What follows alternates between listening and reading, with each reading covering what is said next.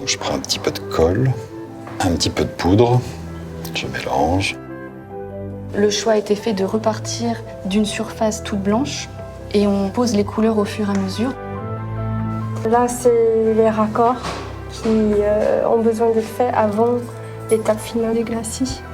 L'idée, c'est de retrouver vraiment la brillance et le contraste avec à la fois ces fleurs, ces feuillages verts et colorés, et ce bleu avec ce fond blanc, de retrouver l'esprit du vernis Martin qui était d'imiter les porcelaines asiatiques.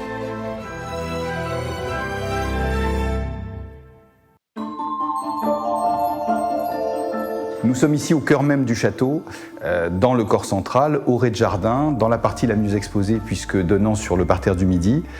Nous sommes sous la chambre de la reine, dans la bibliothèque du Dauphin. Et elle a une fraîcheur de coloris assez inhabituelle à Versailles où on est plutôt habitué au blanc et or. C'est un état 1756. Et la dernière restauration date de 1980, plus exactement 1960, puis un allègement a été réalisé dans les années 80. À l'époque, on avait retrouvé des portes sur lesquelles il y avait encore des vestiges du décor façon Martin. Le décor avait été interprété avec un jaune jonquille dans les fonds et des nuances de bleu. Dans les années 80, il y a tout un allègement du vernis qui a été réalisé puisqu'on s'est rendu compte qu'en vérité, ce n'était pas un jaune jonquille, mais c'était tout simplement la résine de copal qui s'était oxydée puisque les vernis jaunissent très rapidement avec le temps. Ce décor au naturel, c'est un goût qui a été très répandu à Versailles dans le XVIIIe siècle et en particulier sous le règne de Louis XV, qui était réservé en fait aux pièces les plus intimes pour apporter beaucoup de fraîcheur. On a à peu près 3 bleus, un bleu moyen, un bleu plus pâle et un bleu plus foncé, tout ça par petites touches avec une grande liberté. Je dirais que la clé de la réussite d'une restauration comme celle-là, c'est justement de retrouver cette liberté. Il faut que les artisans, les compagnons qui travaillent ici retrouvent en fait cette spontanéité du geste qu'avaient évidemment les artistes de cette époque. On est sur une étape où j'applique le glacis moyen. Il y a en tout 3 glacis. Il y a un glacis clair, un glacis moyen et un glacis foncé pour rehausser quelques éléments, certains motifs. On joue aussi beaucoup sur la transparence avec les jeux de glacis qu'on peut avoir.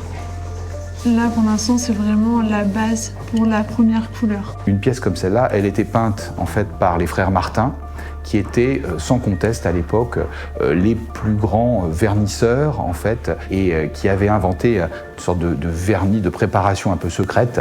L'idée malheureusement n'était pas de réappliquer la technique du vernis Martin dans cet espace, puisque si on restituait cet espace tel que la technique le disait, on aurait les mêmes problématiques, c'est-à-dire dans 1 an, 2 ans, on aurait déjà les peintures qui prendraient un ton, qui vieilliraient assez mal. Donc finalement, il a fallu aussi se réapproprier un peu la technique et travailler surtout avec des vernis qui sont stabilisés. Donc ici, c'est une zone qui est pratiquement terminée. Je viens apporter quelques touches finales avec un bleu foncé pour accentuer les ombres.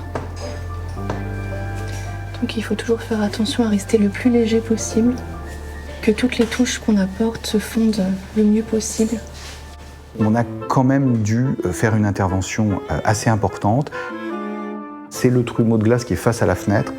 Donc on a redémonté ce trumeau en niche pour le rétablir à son bon niveau, recomposant la partie supérieure du trumeau qui a été resculpté pour être beaucoup plus juste là encore. Tout ça, ce sont des détails, mais qui comptent parce que je crois que nous sommes ici pour s'approcher au plus près de ce que peut être le goût du XVIIIe siècle.